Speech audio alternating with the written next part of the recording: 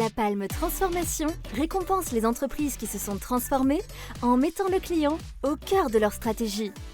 À la 3e place, BPCE Assurance, représenté par Olivier Duboucheron, responsable du projet IT du programme Innov 2020.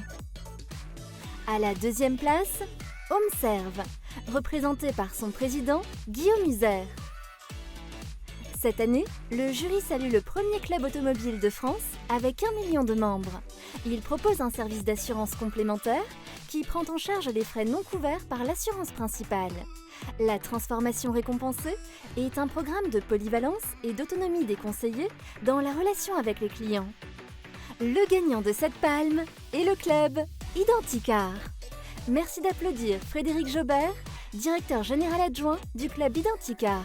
Et pour lui remettre la palme, Frédéric Donati, directeur général de Comdata. Les voilà, ils sont venus, ils sont tous là. Messieurs, bienvenue sur scène. Bonsoir. Merci d'être avec nous.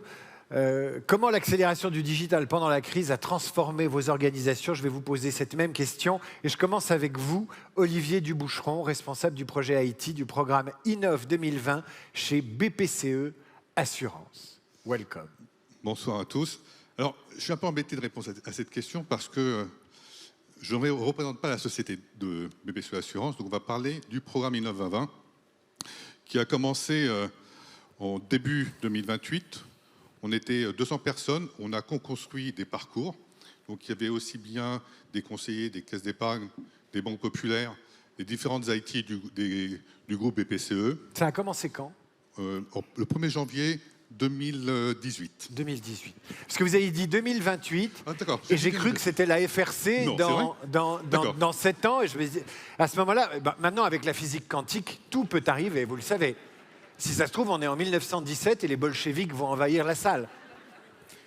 Excusez-moi de vous avoir coupé. Donc 2018. Le Covid est arrivé et du jour au lendemain, on était tous à la maison. Grand moment de complexité. Pendant à peu près 10 jours, ça a été très très compliqué de travailler ensemble. Et rapidement, au bout de 10 jours, en fait, la synergie est revenue. On a utilisé tous les outils disponibles.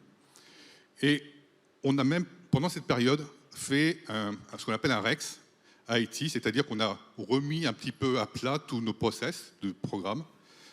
On était plus de 70 personnes à refaire ce REX par tous les outils.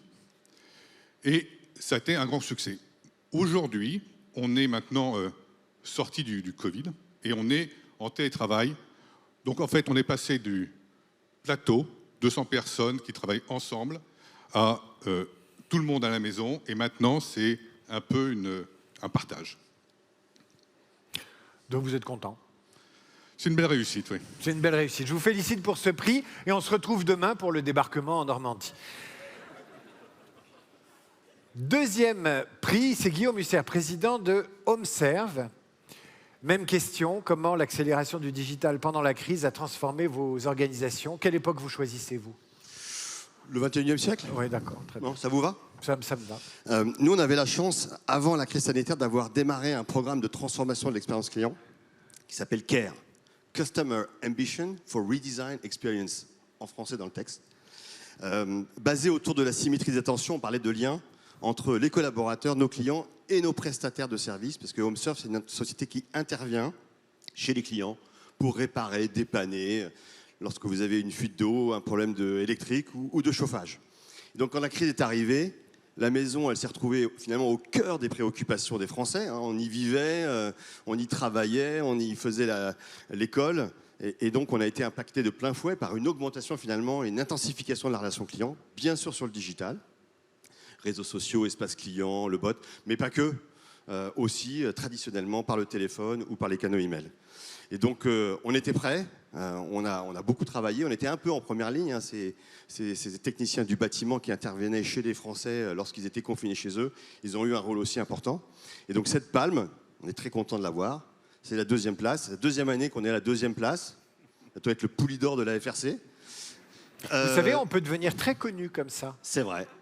Et se faire une place dans le cœur des Françaises et des Français.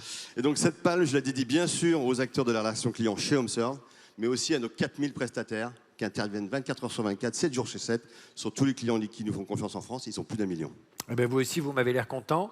Et moi, j'aime le contentement parce qu'il est contagieux et qu'il fait toujours plaisir à ceux qui vous entourent. Et bravo à vos collaborateurs. Merci à vous, Guillaume. Frédéric Jobert, vous êtes le gagnant. Eh oui, bonsoir David. Et nous, on est contents d'être premiers. Bah oui, j'imagine que vous êtes Évidemment. content d'être Bien premier. Mais alors, je peux vous dire que la fortune est capricieuse et ça roue tourne. Donc savourez, parce que l'année prochaine, on ne sait pas où nous serons. Hein. Donc, je voulais vous demander, alors, c'est quand même... Premier, vous avez des fans dans la salle. J'ai entendu quelques cris suraigus au moment où Identica... Vous pouvez refaire ces cris suraigus? On est bien d'accord. Et beaucoup derrière les écrans. On a des milliers de fans derrière les écrans. Ça, je ne compte pas les internautes qui nous scrutent et nous contemplent en ce moment. Alors, quand même, une petite parenthèse, vous graviez des pare-brises au tout départ chez Identica et vous avez fait une transformation assez incroyable puisque vous êtes lancé dans l'assurance. Ça, c'est pour la longue histoire. Mais même question, comment la crise a transformé vos pratiques digitales? Bien. Alors, d'abord, je vais poser parce que je Posez-le, ne comprenais pas pourquoi tout le monde le posait depuis tout à l'heure, mais il est lourd. Avant de répondre à votre question, David, je voudrais en profiter pour quelques remerciements. Vous dire qu'on est très heureux et très fiers d'être là ce soir. Alors nous, c'est notre première participation, certainement pas la dernière. Donc rendez-vous peut-être l'année prochaine. On est très heureux, très fiers. Et du coup, à ce titre-là, j'ai 2 remerciements à émettre. D'abord, auprès de la FRC et du jury, dont je trouve le choix tout à fait pertinent, évidemment. Ah, c'est des gens très honnêtes. Oui, mais alors je valide. Il n'y a pas de casier, totalement. il n'y a pas de contrôle fiscal, enfin à titre personnel en tout cas. Et un goût exquis.